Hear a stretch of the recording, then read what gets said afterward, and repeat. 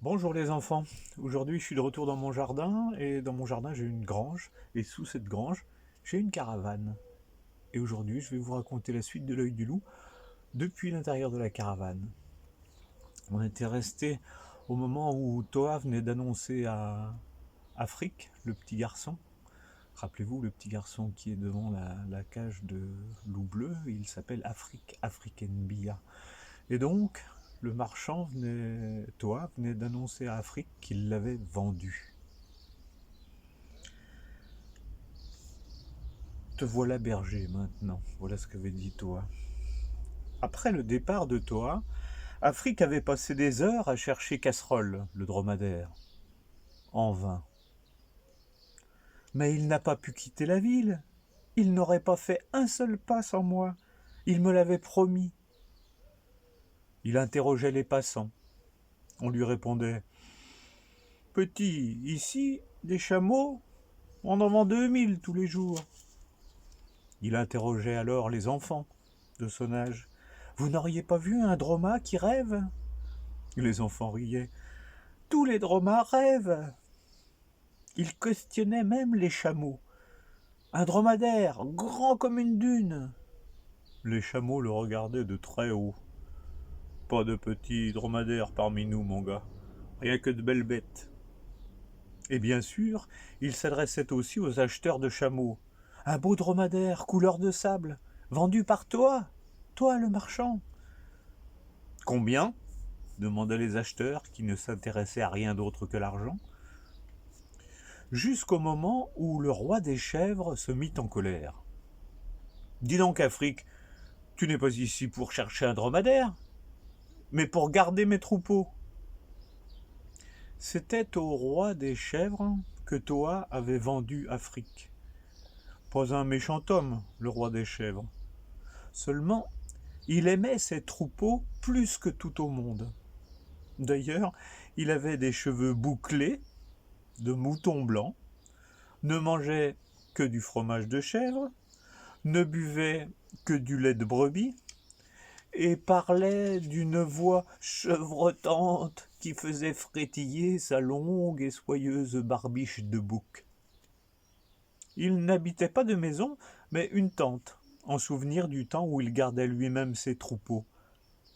Et il ne quittait jamais son immense lit de laine noire et bouclée. Oui, moi je suis trop vieux, sinon je n'aurais pas besoin de berger, disait le roi des chèvres. La moindre brebis malade, la moindre patte de mouton cassé, une chèvre disparue, il renvoyait le berger. Tu as bien compris, Afrique? Le garçon fit signe qu'il avait compris. Alors, assieds-toi et écoute. Le roi des chèvres tendit au garçon un gros morceau de fromage et une écuelle de lait encore chaud, et il lui apprit le métier de berger. Afrique resta 2 années entières au service du roi des chèvres. Les habitants de l'Afrique grise n'en revenaient pas. D'habitude, disait-il, le vieux ne garde pas un berger plus de 15 jours. Tu as un secret, Afrique? Afrique n'avait aucun secret. C'était un bon berger, voilà tout.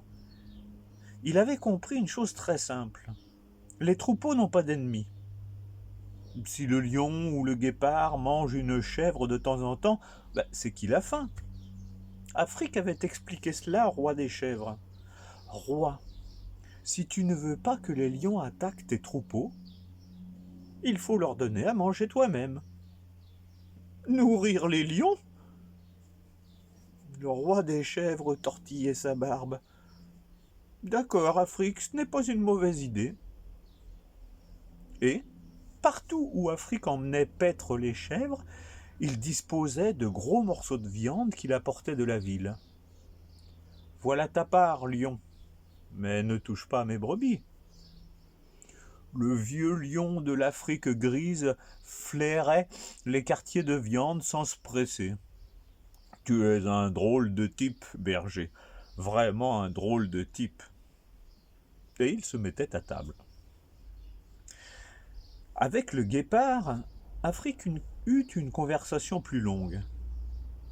Un soir où celui-ci s'approchait en rampant du troupeau avec 1000 précautions, Afrique dit : « Ne fais pas le serpent, guépard, je t'ai entendu. » Stupéfait, le guépard sortit sa tête de l'herbe sèche. « Et comment tu as fait, berger ? Personne ne m'entend jamais. »« Je viens de l'Afrique jaune, dit Afrique. Là-bas, il n'y a que le silence. Ça rend l'oreille fine. Tiens, je peux te dire que 2 puces se disputent sur ton épaule. » D'un coup de dent, le guépard croqua les 2 puces. « Bien, dit Afrique, il faut que je te parle. » Impressionné, le guépard s'assit et écouta. « Tu es un bon chasseur, guépard. Tu cours plus vite que tous les animaux, et tu vois plus loin. Et ce sont aussi des qualités pour être berger. » Silence. On entendit barrir un éléphant très loin. Puis des coups de fusil. Pan, pan. « Chasseur étranger, murmura Afrique. « Eh oui, ils sont revenus, dit le guépard. Je les ai vus hier. » Il y eut un moment de tristesse. « Guépard, si tu faisais le berger avec moi ?»« Bon, qu'est-ce que j'y gagnerais ?» Afrique regarda longuement le guépard. 2 larmes anciennes avaient laissé des traces noires jusqu'au coin de ses lèvres. « Tu as besoin d'un ami, guépard. Et les chasseurs, c'est dangereux pour toi. Moi aussi j'ai besoin d'un ami. » Voilà, c'est ainsi que cela s'était passé avec le guépard. Afrique et lui étaient devenus amis inséparables. C'est tout pour aujourd'hui.